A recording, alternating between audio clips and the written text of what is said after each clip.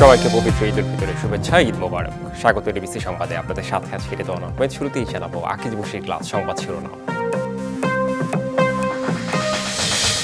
বাংলাদেশি পণ্যে যুক্তরাষ্ট্রের ৩৭% শুল্ক আরোপে নতুন করে শঙ্কার ছায়া, রাজস্ব বিভাগকে কার্যকর ভূমিকা নেয়ার তাগিদ।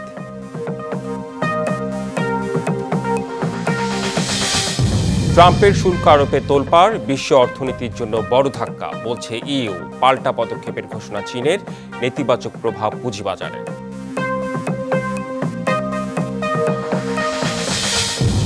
বিমস্টেক সম্মেলনে প্রধান উপদেষ্টা মোদির সাথে সাইডলাইনে বৈঠক কাল, পররাষ্ট্রমন্ত্রী পর্যায়ের বৈঠকে মুক্ত বাণিজ্য চুক্তি সই।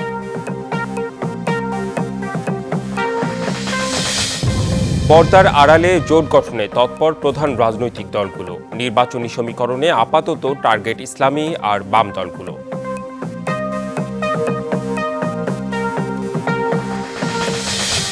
ঈদের ছুটির শেষের দিনে রাজধানীমুখী কর্মজীবী মানুষ আজও ঢাকা ছাড়ছেন অনেকেই। দুই যাত্রাই স্বস্তির কথা বলছেন সবাই।